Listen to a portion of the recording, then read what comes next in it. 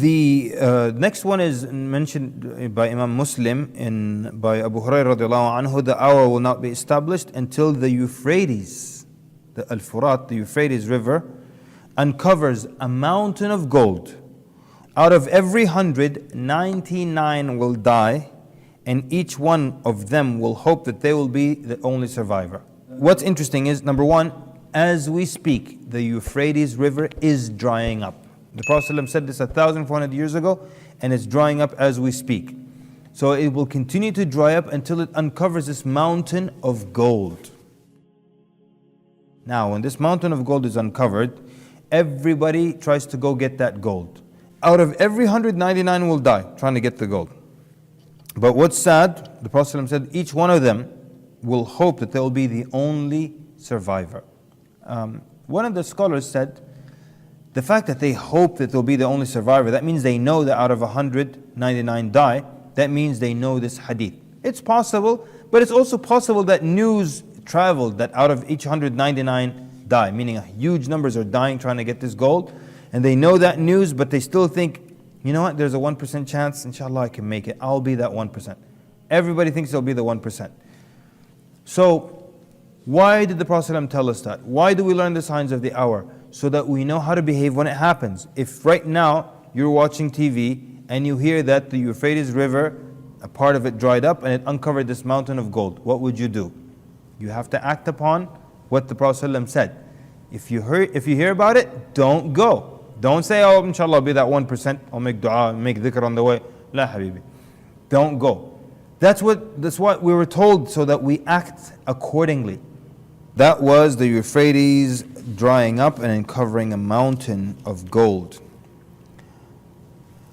Also in Sahih Muslim, this is in Medina, the city of Medina expelling its residents. So the Prophet ﷺ says, a time will come upon the people when a person will invite his cousin and relative saying, come to prosperity, and Medina is better for them, if they only knew.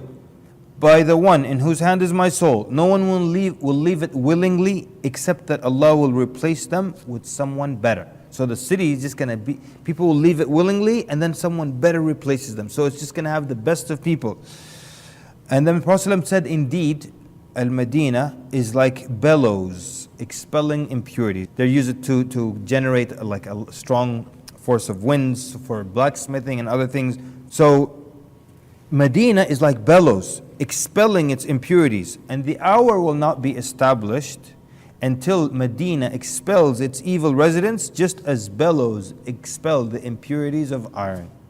The bad people leave Medina, good people replace them, and they just get rid of, But that's what's going to happen towards the end of times. Next one, the ruin of Medina. So, is it populated, or is it ruined, or is it abandoned?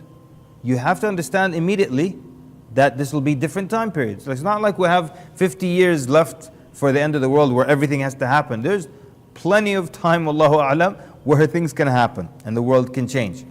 This one in Sunan Abu Dawood, Mu'adh bin Jabal radiallahu anhu narrated that the Prophet sallallahu alaihi wasallam said, when Bayt al-Maqdis is taken, Medina will become abandoned.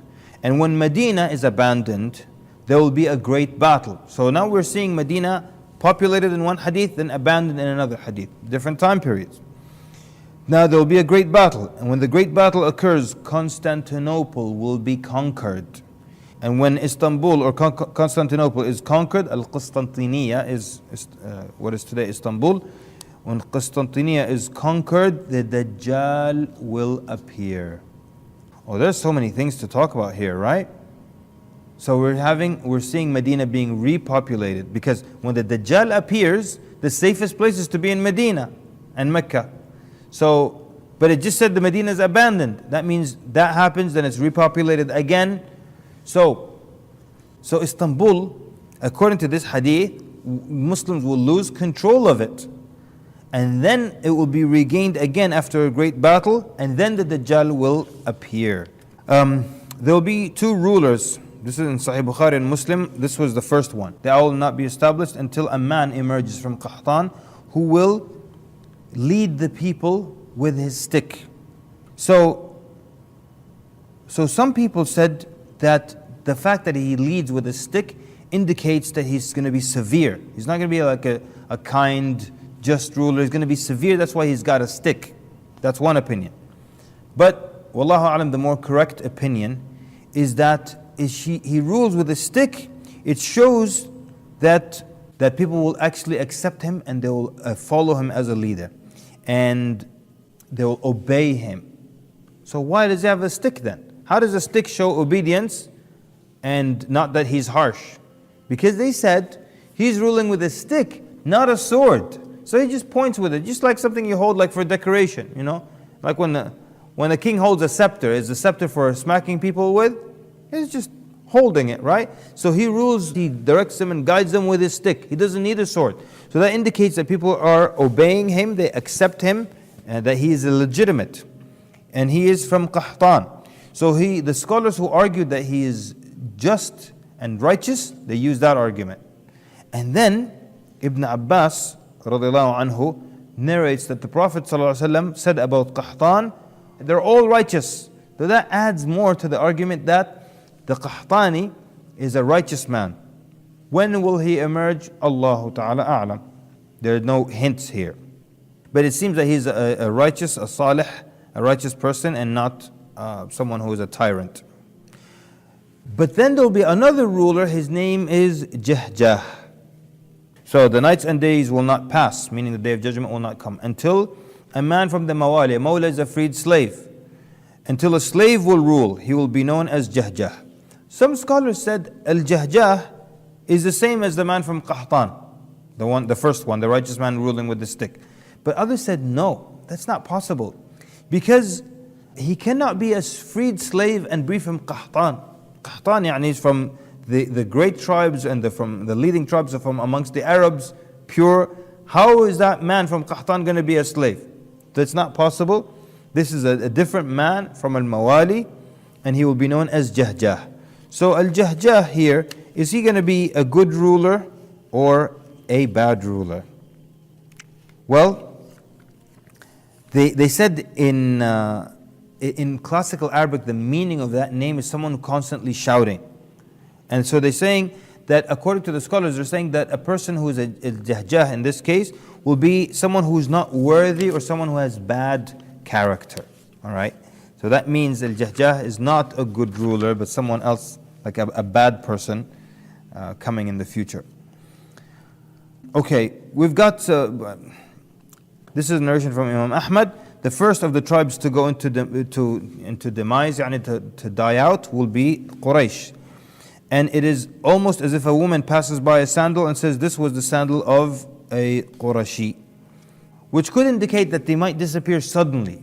And if they start to dwindle over hundreds of years, not like they're going to have remnants left over, but the fact that the woman is saying, oh, this used to belong to a Qurayshi, as if he left recently and just left their belongings behind.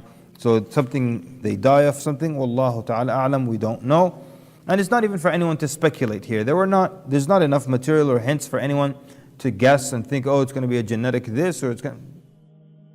This is mentioned in Sahih Muslim, Jabir ibn Abdullah radiallahu anhu. He mentioned the Prophet ﷺ said, it will soon be that the people of Iraq cannot receive food nor money. We asked, from whom would this be? And he replied, the non-Arabs.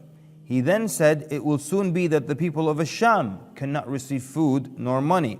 We asked him, from whom would this be? And he replied, the Romans, or Ar-Rum, which at that time also meant the Europeans, didn't mean just Romans in that sense. He then remained silent for a while, after which he said, towards the end of my ummah, there will be a leader who will pour out wealth without counting. Now, that's amazing, because it has happened and is happening. Could this be referring to the embargo that happened to Iraq, some years ago? It could very well be, and it could, as the scholars always leave it open, it could be that event, and it could be another one coming as well, wallahu a'lam. But the point is that we did see this happen. We did see an embargo on Iraq. They were not able to receive food. They were not able to receive money. People were not able to deal with them financially and so on in business. And one of the amazing things, I remember this, if you remember, Madeleine Albright, who at the time of Clinton, and they were interviewing her, they told her that it is it's reported or estimated that 1.5 million babies died in Iraq because of the embargo. Because they weren't able to bring medicine into the country, there was this embargo. And I'll never forget that interview with her. She just looked right at the person interviewing